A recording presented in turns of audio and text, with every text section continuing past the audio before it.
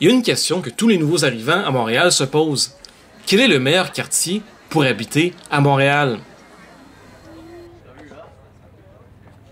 Quel est l'endroit le plus calme, qui offre les meilleurs services et où la vie de quartier est la plus douce et agréable?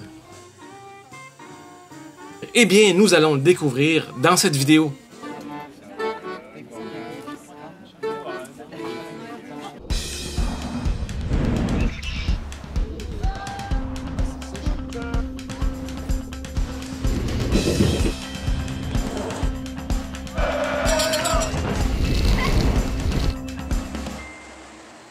Bienvenue chez nous, chez moi et chez M. Gaston. Donc pour répondre à cette question, quel est le meilleur quartier pour habiter à Montréal? Bien, je l'ai posé sur ma page Montréal dans ta pipe sur Facebook. J'ai mis des photos et les gens n'avaient qu'à voter une seule fois par personne sur leur quartier préféré. Évidemment, quand on fait ça, il y a toujours des gens qui trouvent les photos bien belles et qui votent sur tous les quartiers. Mais j'ai quand même réussi, je pense, à faire un top 10 bien intéressant. Évidemment, il n'y a rien de scientifique là-dedans, c'est juste mon avis personnel et l'avis des gens abonnés à ma page Facebook. Alors découvrons ensemble les 10 quartiers où c'est le plus agréable de vivre à Montréal.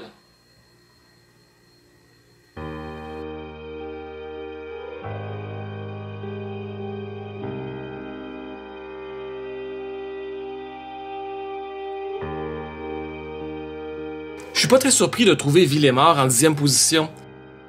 J'avais fait une vidéo sur ce quartier avec mon papa et il avait été très populaire, donc beaucoup de gens du quartier sont venus s'abonner à ma page Facebook. C'est un quartier très résidentiel et très tranquille. Du côté des commerces, par contre, le choix est assez limité. Il y a quand même le fameux Didalo, où on peut manger un des meilleurs burgers de Montréal. Aussi, Villemort est assez bien desservi par le métro.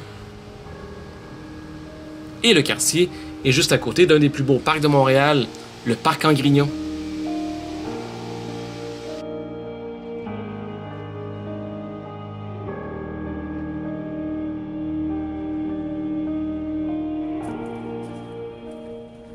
Centre-Sud, c'est sûrement le quartier le plus sous-estimé de toute cette liste. C'est mon quartier à moi, j'y habite depuis plus de 15 ans. Disons que pendant longtemps, le quartier a eu une mauvaise réputation. Mais aujourd'hui, c'est de plus en plus tranquille. Le quartier est super bien desservi par le transport en commun. Et il y a plein de commerces intéressants sur Sainte-Catherine et sur Ontario. Et il est rempli de plusieurs petits espaces verts.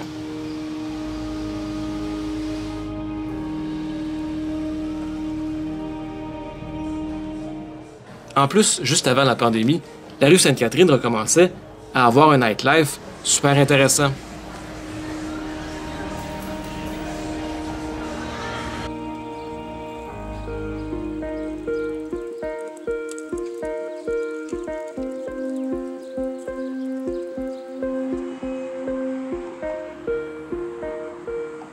Le quartier Villeray est un petit bijou au nord de Montréal. C'est très résidentiel et super tranquille. Mais en même temps, il y a une très belle offre de petits commerces de quartier. Aussi, le métro Jarry est situé en plein cœur de Villeray. C'est vraiment un bel endroit pour élever une petite famille. Et il y a le marché Jean Talon qui est vraiment pas très loin.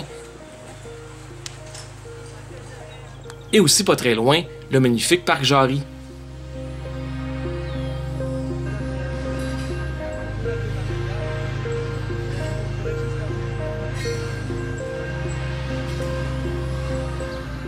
Saint-Henri, c'est un ancien quartier ouvrier qui s'est super bien développé avec le temps.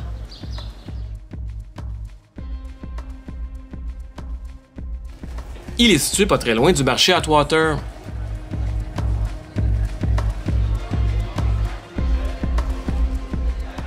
Et son offre de commerce, par exemple sur la rue Notre-Dame, est somme toute très intéressant.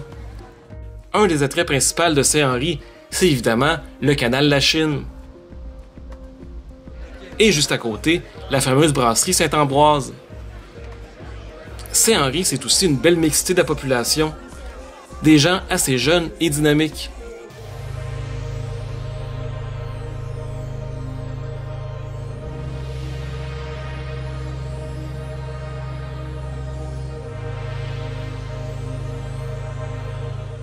Le plateau Mont-Royal est sûrement un des quartiers les plus connus de Montréal, et pour cause. Il y a sur le plateau une diversité de commerces qu'il n'y a pas nulle part ailleurs. Il y a vraiment de tout pour tous les goûts. Aussi, c'est un quartier super dynamique où il se passe plein de choses hiver comme été. Évidemment, le plateau, c'est la place où les loyers et les maisons sont les plus chers. Et c'est sûrement pour ça qu'il n'est pas plus haut sur la liste. Mais n'empêche que sur le plateau, il y a des super belles ruelles vertes, des magnifiques parcs, comme le parc Baldwin, le parc Laurier ou le parc La Fontaine.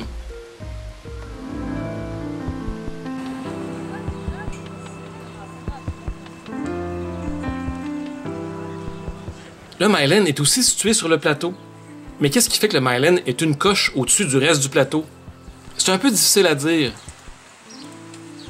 Le Mile End a entre autres des commerces super célèbres, comme les boulangeries de bagel Fairmount et Saint-Viateur, et aussi la crèmerie Kemkoba.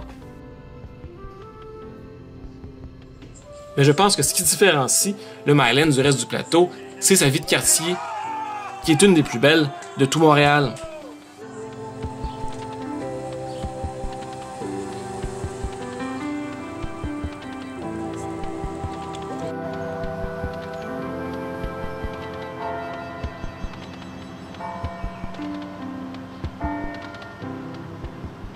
Vu la moyenne d'âge des abonnés de ma page Facebook, je suis pas très surpris de retrouver Hunstick aussi haut dans la liste.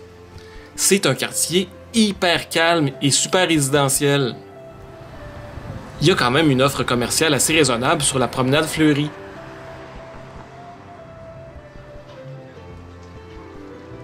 Mais d'après moi, l'attrait principal d'Hunstick, ce sont les parcs.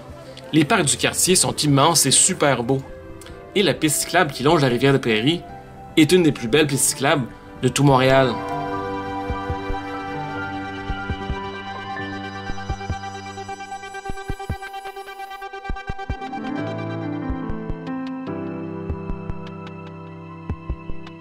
Hochelaga Maisonneuve est un quartier très spécial.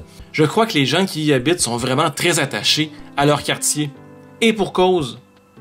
C'est un très beau quartier qui a conservé des loyers et des maisons très abordables. Et il y a quand même encore une super belle vie de quartier. Quand j'ai fait mon reportage sur le quartier, j'avais dit qu'il y avait surtout des condos autour de la place Valois.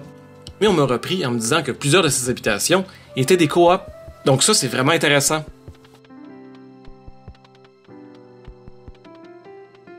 Aussi, côté commercial, la promenade Ontario s'en vient de plus en plus intéressante. Les commerces sont diversifiés et on a plusieurs restaurants de qualité.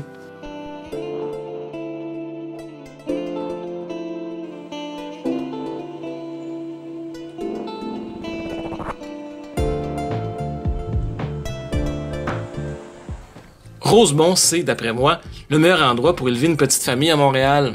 Il y a plein de belles rues hyper tranquilles et les loyers sont encore pas trop chers.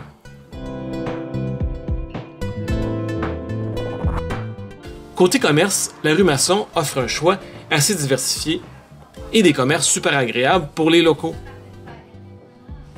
Le quartier Rosemont est aussi rempli de ruelles vertes et de super beaux parcs, comme le parc Molson ou le parc Maisonneuve.